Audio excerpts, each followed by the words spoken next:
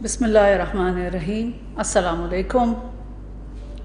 At the outset, Pakistan warmly congratulates Ambassador Volkan Bozkir of Turkey on his election as the President of the 75th session of the United Nations General Assembly. The General Assembly has elected 4 non-permanent members to the UN Security Council for a 2-year term commencing from 1st January 2021. We congratulate Ireland, Norway, and Mexico on their election to the Council.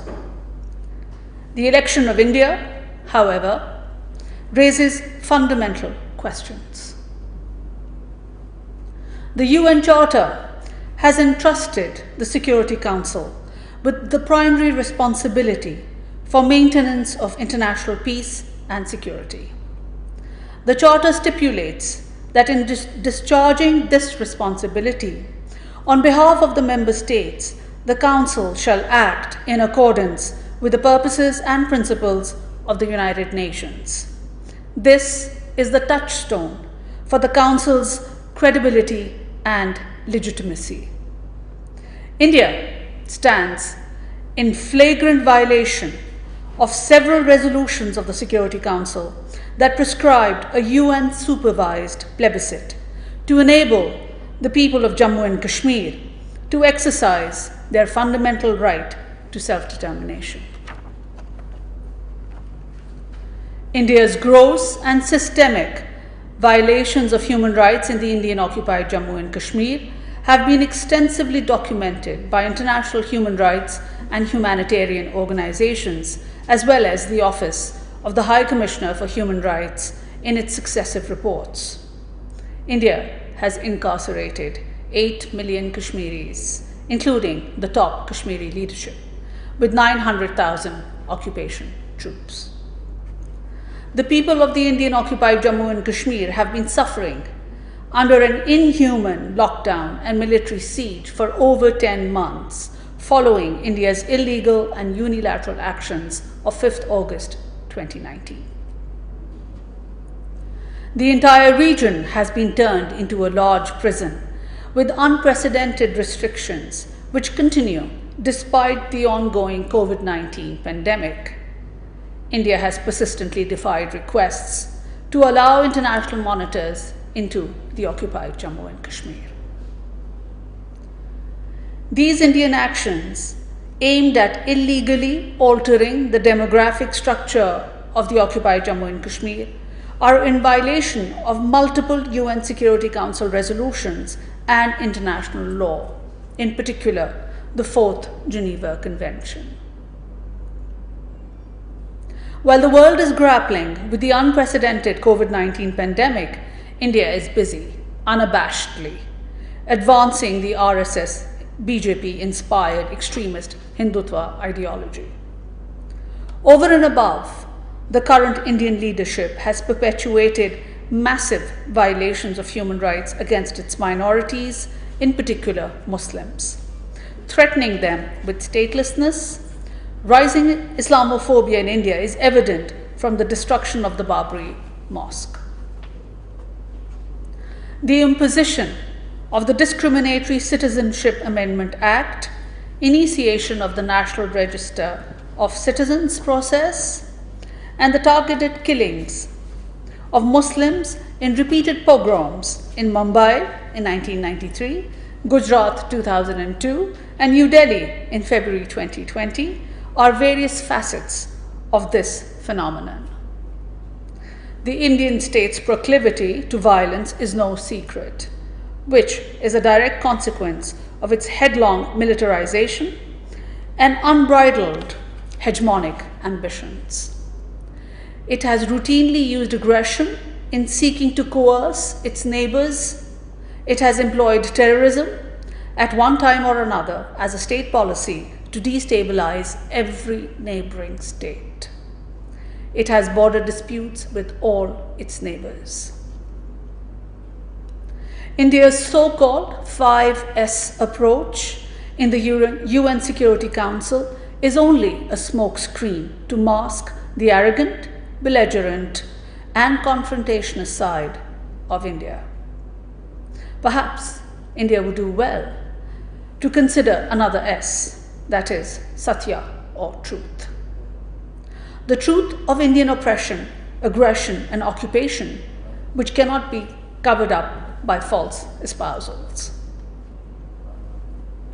Indian actions in the Indian occupied Jammu and Kashmir and beyond are fundamental negation of the purposes and principles of the UN Charter.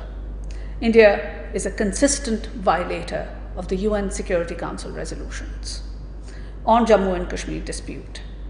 And rather than facilitate it, a country with such credentials must be held accountable.